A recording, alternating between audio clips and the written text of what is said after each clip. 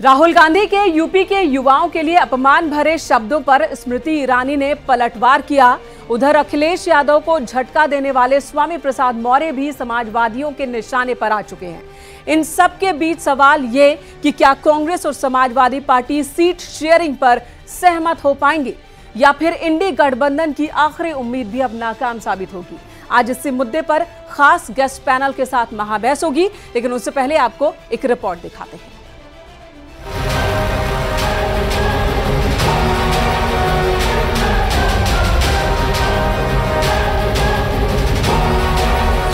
अखिलेश को दोहरा झटका, स्वामी गए इंडी भी अटका। आज अलग होने का कारण भी वैचारिक मतभेद ही है। अखिलेश यादव जी से मेरा वैचारिक मतभेद हुआ है, समाजवादी पार्टी से मेरा वैचारिक मतभेद है, मनभेद नहीं है। क्योंकि समाजवादी पार्टी के नेता अखिलेश यादव जी को भी देखा मैंने, ये समाजवादी विचारधारा के विपरीत जा रहे हैं। स्वामी प्रसाद का नया दल, अखिलेश से दूरी, इंडी जरूरी। कल मैंने भी आप सबके माध्यम से सुना कि नए दल की बात कर रहे हैं, तो मेरी उनको इतनी ही राय है कि जो नया दल बनाएं, उस नए दल के झंडे और सिंबल पर कम से कम अपनी बेटी को चुनाव जरूर लड़ा लें। सीटों पर बात फंसी, राहुल अखिलेश में कब तक रस्साकशी। Brother, it is in final stage. Any time it can be finalized. No. I am not. This discussion is going on. Seat sharing पर विपक्ष में क्लेश, एसपी वर्सेस कांग्रेस। लगातार वरिष्ठ नेता बात कर रहे हैं और अगर गठबंधन होता है तो आप सबको स्वामी प्रसाद मौर्य जी पार्टी में आए थे और वो चुनाव नहीं जीत पाए थे। इसके बावजूद भी समाजवादी पार्टी ने उन्हें एमएलसी बना के विधानसभा में भेजने का काम किया है। यूपी के युवाओं पर राहुल का विवादित बयान क्यों? कल मैंने देखा अपनी आंखों से वाराणसी में यूपी की सच्ची हालत।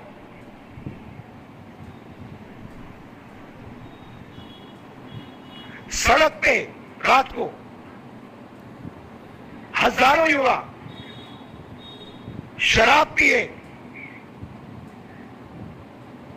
सड़क पर लेटे हुए वाराणसी में। काशी की पुण्य भूमि के बारे में और उत्तर प्रदेश की युवा पीढ़ी के बारे में जो अब शब्द राहुल गांधी ने कहे हैं, तो मैं तो कहूँगी कि कांग्रेस पार्टी का भविष्य अंधकार में है, लेकिन उत्तर प्रदेश का भविष्य बढ़ रहा है प्रगति की ओर।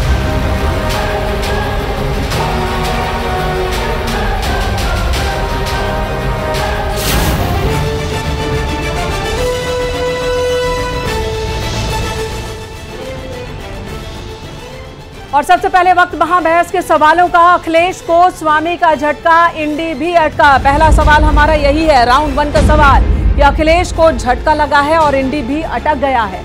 दूसरा सवाल, सीटों पर राहुल अखिलेश में कब तक रस्साकशी। जी हां, राहुल और अखिलेश में क्या बात बन पाएगी, कब तक ये रस्साकशी होगी या फिर गठबंधन नहीं होगा।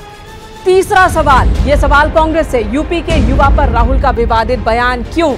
आखिर उत्तर प्रदेश में न्याय यात्रा कर रहे हैं राहुल गांधी और यूपी के ही युवाओं पर इस तरह का बयान दे रहे हैं। तो यही हमारे सवाल हैं आज के। और आज के हमारे मेहमान कौन कौन हैं, जान लेते हैं परिचय मेहमानों का। अनिला सिंह, प्रवक्ता बीजेपी, हमारे साथ जुड़ गई हैं। अनिला जी, बहुत बहुत स्वागत है आपका न्यूज 18 पर। प्रोफेसर धर्मेंद्र यादव, समाजवादी पार्टी के प्रवक्ता, इस वक्त हमारे साथ जुड़ेंगे, उनका इंतजार है। संदीप त्रिपाठी, नेता कांग्रेस, उनका भी इंतजार है। रतिभान त्रिपाठी, वरिष्ठ पत्रकार, इस वक्त हमारे साथ जुड़ चुके हैं। रतिभान जी, बहुत बहुत स्वागत आपका न्यूज 18 पर। रतिभान जी, आपसे ही बातों के सिलसिले की शुरुआत करते हैं। कहा तो इंडी गठबंधन बना था, इंडिया नाम दिया था विपक्षी दलों ने, और अब तार तार INDIA बिल्कुल अलग अलग, खासकर यूपी की बात करें तो। हाँ, ये सही दिख रहा है। आपने सही कहा कि ये कहाँ इंडिया था और कहाँ इंडी पर अटक गया, ये बात सही है। उत्तर प्रदेश में जो समीकरण इस वक्त है वो बहुत ही तो नाजुक दौर में है। दो पार्टियां बची हैं इस गठबंधन में, एक तो अखिलेश यादव की समाजवादी पार्टी और एक कांग्रेस। जयंत चौधरी अलग हो गए, एक तरह से एक पार्टी अलग हो गई। और अभी जो एक पल्लवी पटेल जो अपना दल कमेरावादी की नेता हैं, वो अखिलेश यादव से तो अलग होती दिख रही हैं, वो कांग्रेस से कितना जुड़ पाएंगी इस पर कुछ कहना कठिन है। कुल मिलाकर यह है कि अभी जो बात अटक रही है सीटों पर, उत्तर प्रदेश में Samajwadi Party no doubt Congress के मुकाबले ज़्यादा ताकतवर है, उसका वोट शेयर है अधिक, इसलिए वो इस बात पर अड़ी हुई है कि उसे अधिक से अधिक सीटें चाहिए। ठीक है, पहले उसने कांग्रेस को 11 सीटों की बात कही, फिर 15। ठीक है रतिबान जी, लौटूंगी आपके पास, इससे ज्यादा लौटूंगी आपके पास। इस वक्त हमारे साथ स्वामी प्रसाद मौर्य जुड़ चुके हैं, जिन्होंने समाजवादी पार्टी का दामन छोड़ा है। विवादित बयान की वजह से सुर्खियों में रहते हैं, और खासकर रामायण पर सवाल उठाने, राम पर सवाल उठाने, हिंदू धर्म पर सवाल उठाने को लेकर इस बार चर्चा हो रही है कि उन्होंने समाजवादी पार्टी का दामन छोड़ दिया। तो सीधे स्वामी प्रसाद मौर्य से ही सवाल जवाब। स्वामी जी, आखिर इतनी नाराजगी किस बात की कि आपने समाजवादी पार्टी की प्राथमिक सदस्यता और विधान परिषद सदस्यता से इस्तीफा दे दिया? देखिए, समाजवादी पार्टी में लगातार सम्मिलित होने के दिन से अब तक जनाधार बढ़ाने की कोशिश में मैं लगा रहा। समाजवादी पार्टी के अंदर कुछ भीतरघाती लोग समय समय पर ओछी टिप्पणियां करते रहे। हद तो तब हो गई जब एक स्वयंभू राष्ट्रीय महासचिव जब यह कहे कि ये मौर्य जी का निजी बयान है, तो मुझे सोचने के लिए मजबूर होना पड़ा कि एक राष्ट्रीय महासचिव का बयान पार्टी का और एक राष्ट्रीय महासचिव मैं जिसका बयान निजी, तो ये पैत कैसा है कि जिस पद पर बैठा हुआ कोई बयान पार्टी का होता है, कोई बयान निजी हो जाता है। जिस पर मैंने विचार विमर्श किया राष्ट्रीय अखिलेश यादव जी से, पत्र के माध्यम से भी मैंने उसको सार्वजनिक किया जिससे कि सभी उससे अवगत हों, लेकिन उस पर कोई गंभीर चिंतन नहीं हुआ, कोई उत्तर प्रत्युत्तर नहीं आया। तो मैंने आज प्राथमिक सदस्यता से भी इस्तीफा देने का निर्णय लिया, और जब प्राथमिक सदस्यता से इस्तीफा दिया तो नैतिकता के आधार पर मैंने विधान परिषद उत्तर प्रदेश से भी सदस्यता से इस्तीफा देने का पत्र माननीय सभापति विधान परिषद को भेज दिया। तो वहीं समाजवादी पार्टी का तो कहना है कि हमने एक के बाद एक पद दिए, स्वामी प्रसाद मौर्य को सम्मान दिया, लेकिन स्वामी मौर्य ने धोखा दिया। स्वामी प्रसाद जी, अब अगला सवाल आपसे यही है कि आपका अगला राजनीतिक कदम क्या होगा? सामाजिक परिवर्तन के जो भी महापुरुष रहे हैं, बाबा साहब डॉक्टर अम्बेडकर, मानवर कांशीराम जी, सामाजिक परिवर्तन के महानायक ज्योतिबा फुले जी, आरक्षण के जनक छत्रपति साहू जी महाराज आदि महापुरुषों की विरासत और ख्याति को आगे बढ़ाऊंगा। इन्हीं विचारधारा पर काम करते हुए मैं इसी 22 फरवरी को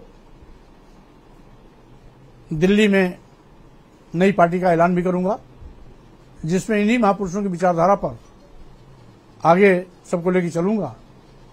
कोशिश रहेगी कि मानवर कांशीराम जी ने नारा दिया था कि जिसकी जितनी संख्या भारी उसकी उतनी भागीदारी, यानी समानुपातिक भागीदारी सुनिश्चित कराने का प्रयास मेरा आगे भी जारी रहेगा। जी, लेकिन समाजवादी पार्टी की ओर से चैलेंज दिया जा रहा है आपको कि अगर आप नई पार्टी बनाएंगे तो वहां से अपनी बेटी को भी लड़वा कर देखें।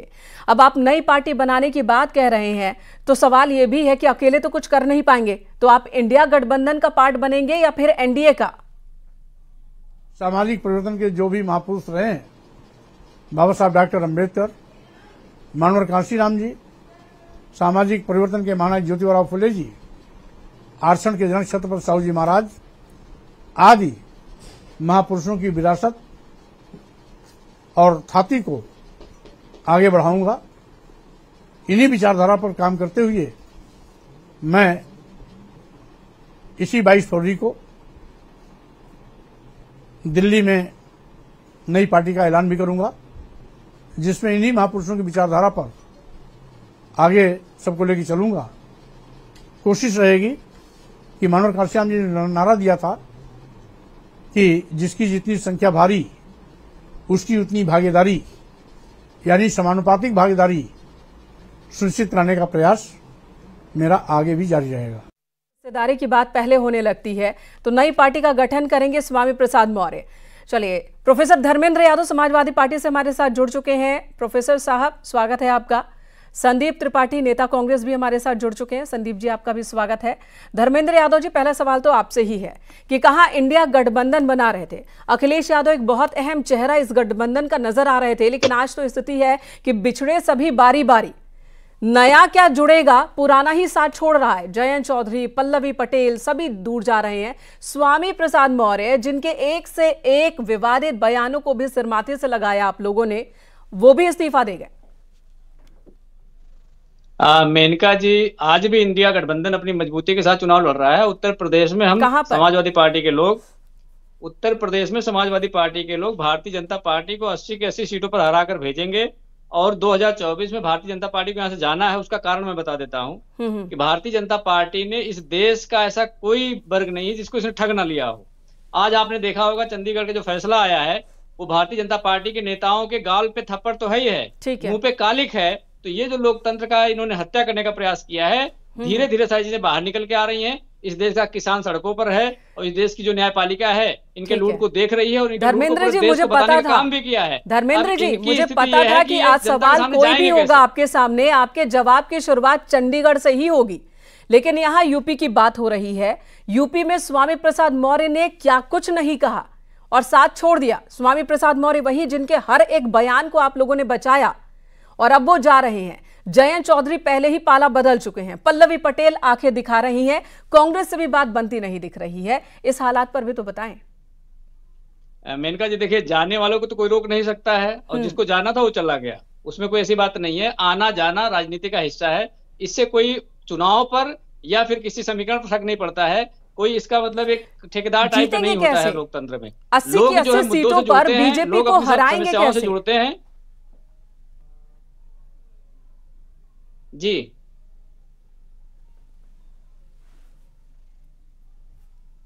जी, चलिए दोबारा आपके पास लौटूंगी। संदीप त्रिपाठी जी भी हमारे साथ जुड़े हैं, नेता कांग्रेस, उनसे भी जान लेते हैं। संदीप जी, राहुल गांधी ने न्याय यात्रा की शुरुआत की है, यूपी में उनकी न्याय यात्रा है और आज वो पहुंचते हैं यूपी में, यूपी के लोगों के बीच और यूपी के युवाओं को ही नशेड़ी बता देते हैं।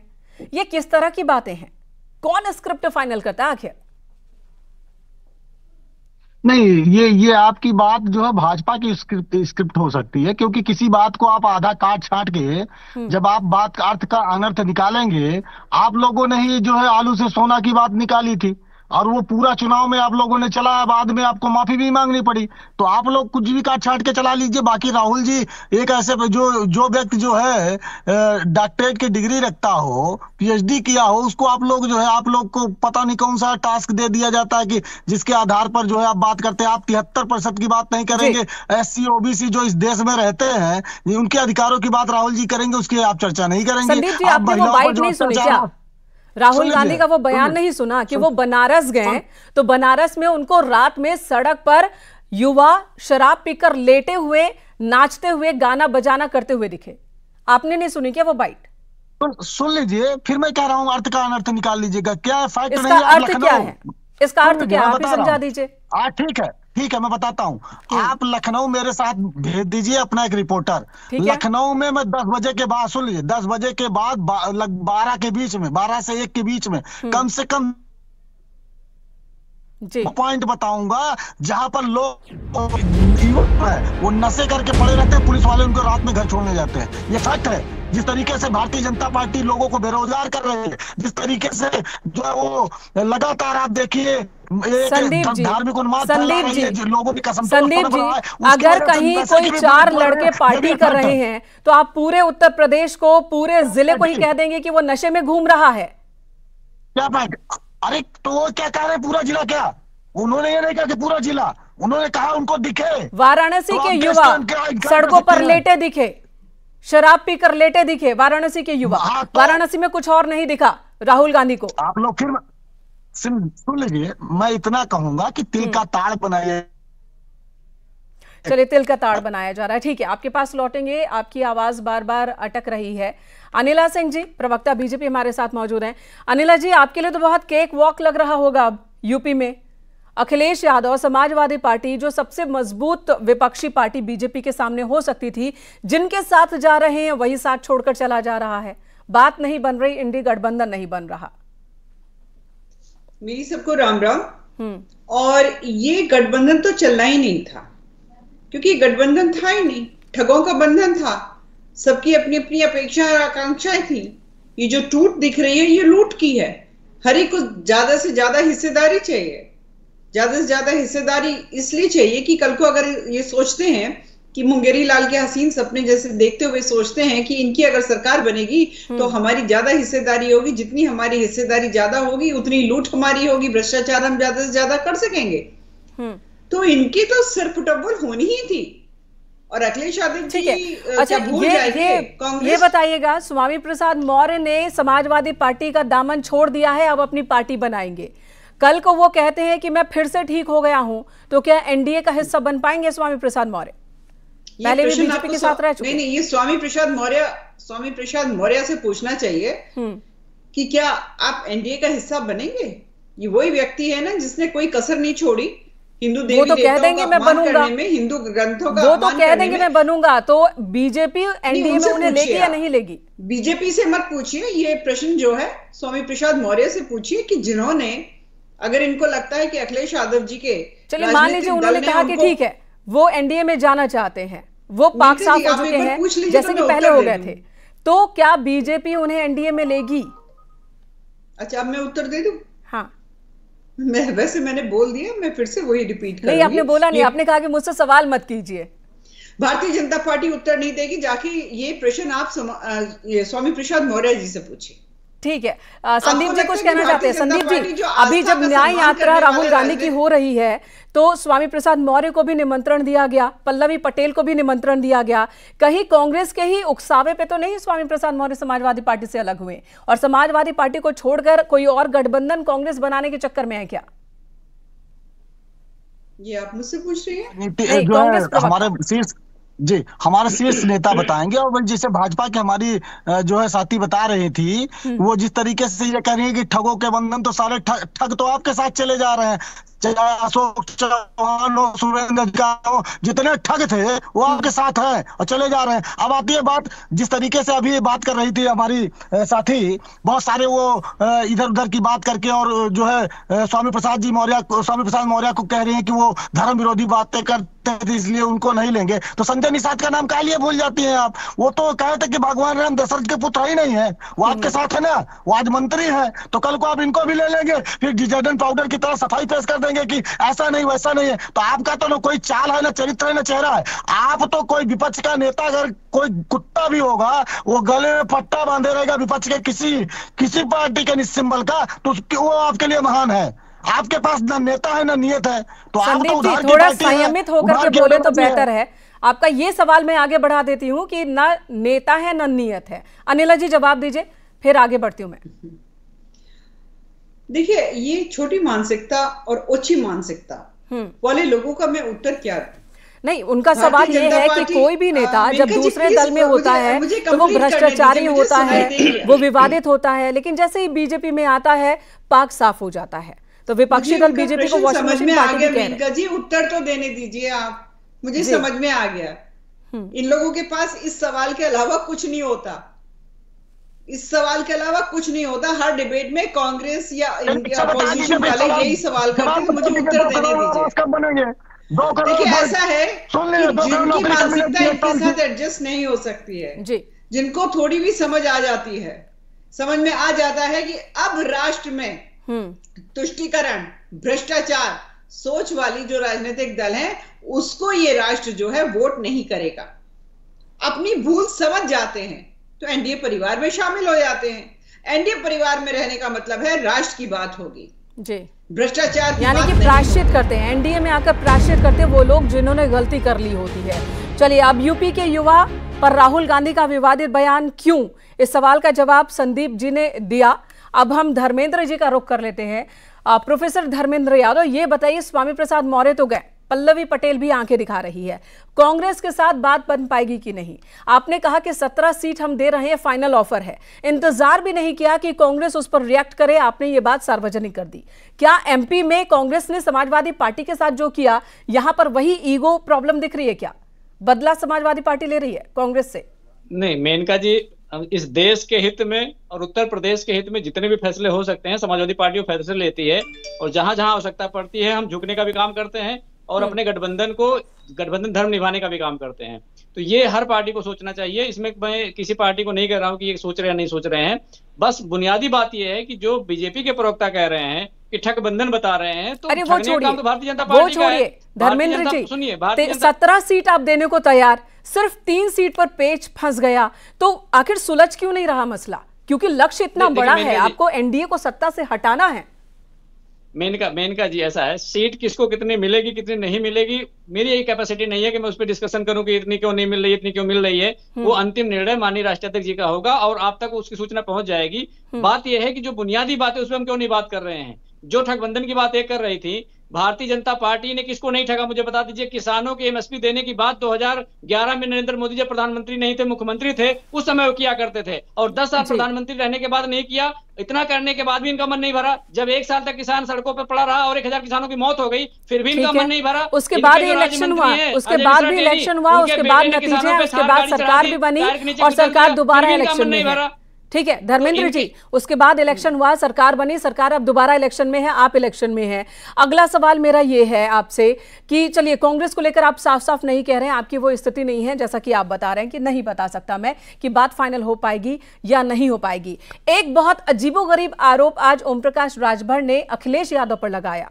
उनका कहना है कि अखिलेश यादव दिन में तो बीजेपी को और सीएम योगी को दुत्कारते हैं, गालियां देते हैं, उन पर विरोध करते हैं, आरोप लगाते हैं, लेकिन रात में जाकर मुलाकात करते हैं। जो भी अखिलेश कर रहे हैं वो बीजेपी के इशारे पर कर रहे हैं। इस आरोप पर क्या कहेंगे आप?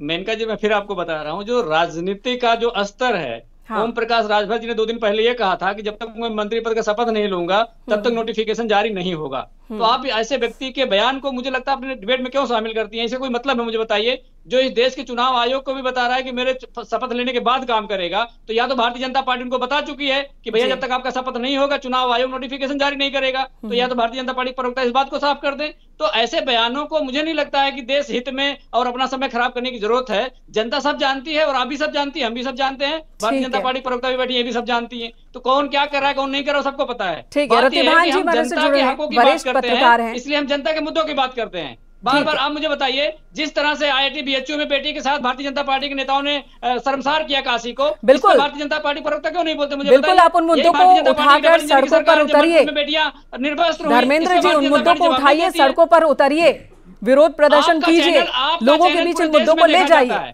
रतिभान त्रिपाठी वरिष्ठ पत्रकार इसमें तुम्हारे साथ जुड़े हैं, उनका भी रिएक्शन ले लेते हैं। तो मैं आश्वस्त हो जाता हूं कि आपके चैनल को 140 करोड़ लोग देखते हैं और मेरी बात वहां तक जाती है, इसलिए मैं बोलता हूं। बिल्कुल बिल्कुल, उन मुद्दों को भी उठाया जाता है, उन मुद्दों को भी उठाया जाता है। रतिभान त्रिपाठी जी, रतिभान त्रिपाठी जी को भी शामिल कर ले चर्चा में।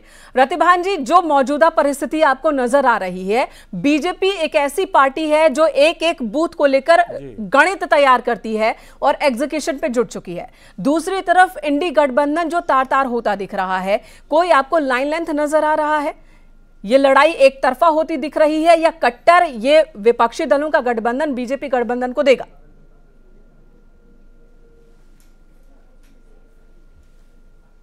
देखिए, उत्तर प्रदेश की जो लड़ाई है वो एक सीधी सीधी दिख रही है।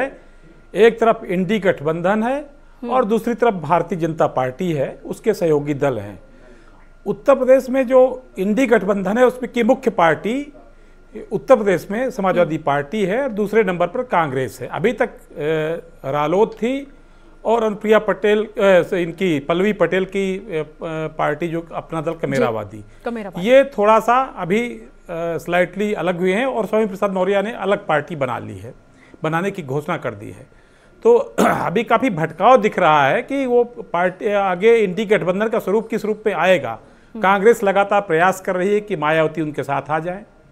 समाजवादी पार्टी ने कहा कि हम इनके साथ पहले शामिल होंगे, या वो आशा उम्मीद जताई गई कि समाजवादी पार्टी कांग्रेस के जो कच्छ की जो यात्रा राहुल गांधी की है उसमें शामिल होगी। लेकिन अब जब यात्रा उत्तर प्रदेश में आई तो अखिलेश यादव ने अलग अलग जगहों पर अपनी रैलियां और अपने कार्यक्रम लगा लिए। बहुत शॉर्ट में रतिभान जी एक सवाल आपके सामने, अखिलेश यादव बहुत शॉर्ट में रखूंगी, राहुल गांधी को ज्वाइन नहीं करेंगे कांग्रेस, तो ये साफ हो गया। बीएसपी, स्वामी प्रसाद मौर्य, पल्लवी पटेल, इसको मिलाकर अपना कोई गठबंधन कांग्रेस बना सकती है क्या?